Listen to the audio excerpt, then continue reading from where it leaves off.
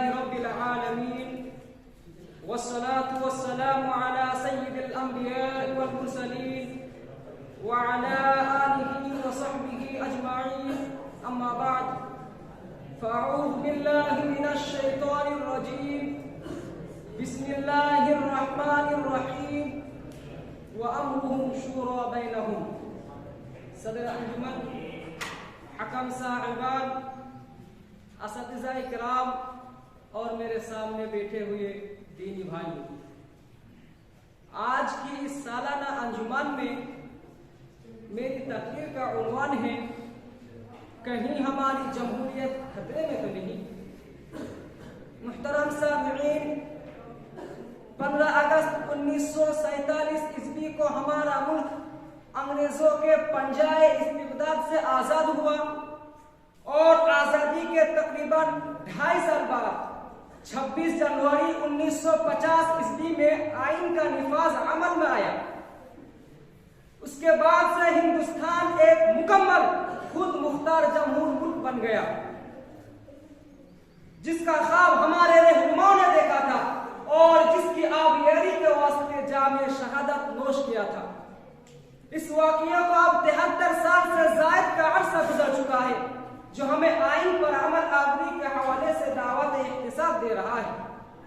मुहतरम सामईन, इस तयशुदा दस्तूर के आगाज में जो जुमले मरकूम हैं वह इंतहाई जश्न-कुशा और बहुत ही अहमियत के हामिल है। दस्तूर हिंद की तमहीद में लिखा हुआ है कि हम हिंदुस्तानी अवाम तजवीज़ करते हैं कि इंडिया एक आजाद समाजवादी जमहूरी हिंदुस्तान की हैसियत से वजूद में लाया जाए, जिसमें तमाम शहरियों के लिए समाजी, माशी, सियासी इंसाफ को यकीनी बनाया जाएगा और मुल्क की सालिमियत और यकजहती को कायम रखा जाएगा। मुहतरम सामईन, ठीक इसके बाद आईन हिंद बाशिंदगाने वतन को कुछ बुनियादी हुकूक भी अता करता है। उन बुनियादी हुकूक में सबसे अहम हक मजहबी आजादी का हक है। आर्टिकल 20 के जरिए तमाम अशखास को आजादी ज़मीर और आजादी से मजहब कबूल करने और उसकी पैरवी और तबलीग करने का संविधान हमें पूरा हक देता है। मगर आज जब हुकूमत मजहब की बिना पर काले कानून लेकर आती है तो हमें डर लगता है, हमें खौफ महसूस होता है। हम सोचने पर मजबूर हो जाते हैं कि कहीं हमारा संविधान खतरे में तो नहीं, कहीं हमारी जमहूरियत की गर्दन पर खतरे की तलवार तो नहीं रखी गई। मुहतरम सामईन, हिंदुस्तान में हमेशा से अक्सरियतों ने अक़लियतों पर जुल्म और सितम का पहाड़ तोड़ा है।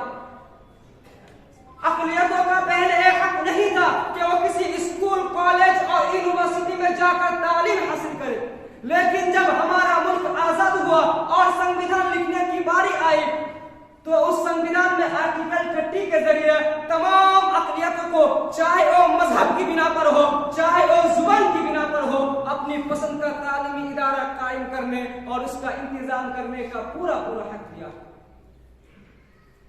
मगर आज जब मदारिस इस्लामिया को शक की निगाहों से देखा जाता है, आज जब मदारिस इस्लामिया को दहशतगर्दी का अड्डा करार दिया जाता है, आज जब मदारिस इस्लामिया को स्कूलों में तब्दील करने की बात की जाती है तो हमें डर लगता है, हमें खौफ महसूस होता है। हम सोचने पर मजबूर हो जाते हैं कि कहीं हमारा संविधान खतरे में तो नहीं, कहीं हमारी जमहूरियत की गर्दन पर खतरे की तलवार तो नहीं रखी गई।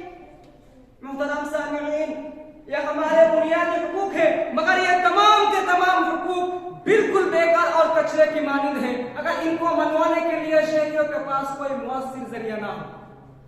मुहतरम सामईन, मगर हमें और आपको घबराने की जरूरत नहीं, क्योंकि हमारा संविधान दुनिया का सबसे बड़ा संविधान है। हमारी जमहूरियत दुनिया की सबसे बड़ी जमहूरियत है और हिंदुस्तान के आईन में लिखा हुआ है कि जब बुनियादी हुकूक को मनवाने और रियासती या मरकजी हुकूमत या हुकूमत के अफसरों या उहदेदारों की ज़्यादतियों को रोकने के लिए एक आम शहरी सुप्रीम कोर्ट और हाई कोर्टों के दरवाजों पर दस्तक दे सकते हैं और कानूनी तरीके और मुनासिब तरीके से कानूनी चाराजोई कर सकते हैं। मगर आज मैं उन अदालतों की क्या हाल बयान करूं, आज मैं उन अदालतों